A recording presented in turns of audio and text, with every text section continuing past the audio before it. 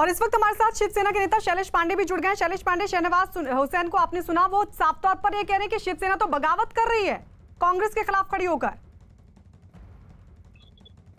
ये नहीं, बिल्कुल ये कोई बगावत नहीं है। देखिए, सच्चे लोकतंत्र को मजबूत करने के लिए एक मजबूत विपक्ष का होना बहुत ही आवश्यक है।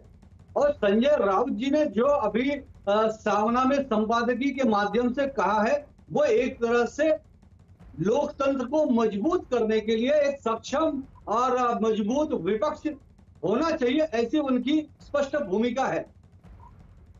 और उसी कड़ी में शरद पवार जी को यूपीए का नेता बनाने की बात करी। देखिए, शरद पवार जी एक बहुत बड़े दिग्गज नेता हैं और खास तौर से कृषि के विषय में बहुत बड़े जानकार हैं।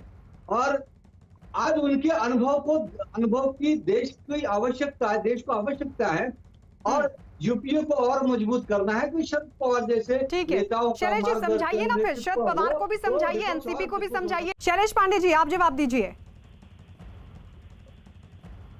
देखिए, मैं तो कहता हूं कि इस वक्त ये बेवजह की राजनीति हो रही है इस विषय पे। अभी थोड़े दिनों पहले ही संजय राउत जी ने, जब राहुल गांधी एक अच्छे नेता है, अच्छी तरह से लड़ाई लड़ रहे हैं और जब उनके नेतृत्व को उन्होंने सराहा था, उनके कार्य को सराहा था, तब तो उस पर आपने कभी डिबेट नहीं कराया, तभी तो आपने कभी पूछताछ नहीं की। आज यूपीओ को मजबूत करने की बात करें, पॉजिटिव कोई भी चीज को पॉजिटिव सेंस में लिया जाना चाहिए। देखिए, इस वक्त देश पर राहुल गांधी की क्षमता पर भी तो अभी आप लोग सवाल खड़े कर रहे हैं, ये कहते हुए कि नतीजे बताते हैं कि कहीं तो कमी जरूर है। आवश्यकता है, यही बात तो उन्होंने साधारण तौर से कही है। और आज देखिए, जिस तरह से किसान आज 1 महीने से रास्ते में बैठे हुए हैं, ये देश के लिए बहुत ही संवेदनशील विषय है, देश के लिए बहुत ही गंभीर विषय है। किसानों को न्याय मिलना चाहिए। शैलेश पांडे जी, या तो शिवसेना इस बात को खारिज कर दे। अभी मनीषा कायंदे भी कह रही थी कि हमने तो एक बात छोड़ी है आगे संभावनाएं बढ़ाने के लिए, या तो आप लोग इस बात को खारिज कर दीजिए कि कोई मतलब नहीं था इस बात का। और अगर आप लोगों की तरफ से आपके मुखपत्र सामना में कहा जाता है तो उस बात के मायने को भी तो समझाएंगे ना आप लोग।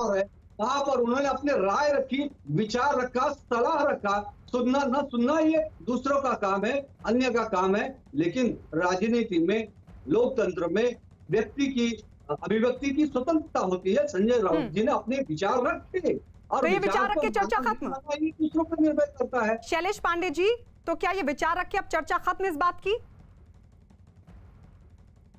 देखिए, ये कोई चर्चा का विषय ही नहीं है, ये कोई राजनीति का विषय। मैं कहता रहा हूं, आप जब संजय राउत जी ने राहुल गांधी की प्रशंसा की, उनके नेतृत्व में अभी थोड़े दिनों पहले ही प्रशंसा की, वो वाइड भी मीडिया ने दिखाया था, उस पर तो कभी किसी ने डिबेट नहीं किया। जब कोई व्यक्ति अच्छी बातें बोलता है, या आज भी वो अच्छी बात बोल रहे, मतलब विपक्ष को मजबूत करने के लिए, मुझे लगता है कि ये चर्चा का विषय नहीं है। ये विषय है देश के लोकतंत्र को मजबूत करने के लिए एक सक्षम विपक्ष को मजबूत करने की, ताकि आने वाले समय में हम किसानों को न्याय दे सके, मजदूरों को न्याय दे सके, गरीबों को न्याय दे सके और भारत को हम एक अच्छे दिशा की ओर लेके जा सके। ठीक है शैलेश पांडे जी, आप रहिए हमारे साथ। अशोक चौहान की बात पर शैलेश जी फटाफट से रिएक्ट कीजिए, फिर शेष नारायण जी के पास।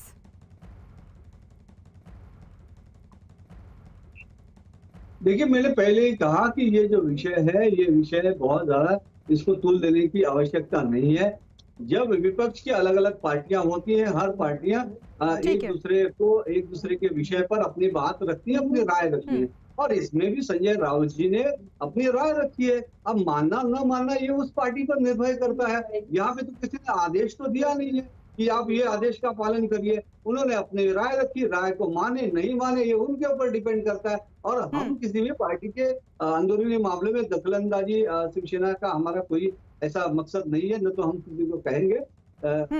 यानी आप कह रहे हैं कि सिर्फ राय थी, मानना ना मानना दूसरे के हाथ में, लेकिन क्या ये सामान्य सी बात है जैसा कि शिवसेना बता रही है? शेष नारायण जी, आपके पास आएंगे इसके लिए। इस बीच एनसीपी ने साफ कर दिया है कि फिलहाल यूपीए के भीतर नेतृत्व बदलने पर कोई चर्चा नहीं हो रही है। हालांकि एनसीपी नेता महेश तपासे ने माना है कि मौजूदा हालात में शरद पवार यूपीए नेतृत्व का सबसे बेहतर विकल्प है। शैलेश पांडे जी, आपके पास आते हुए, आपने एक सलाह दी कांग्रेस को, आपने एक सलाह दी एनसीपी को, लेकिन अब ये आरजेडी से नसीहत लेंगे आप? वो कह रहे हैं कि उलझे ना आपस में, बीजेपी के खिलाफ मजबूती के साथ मुद्दे तलाशें।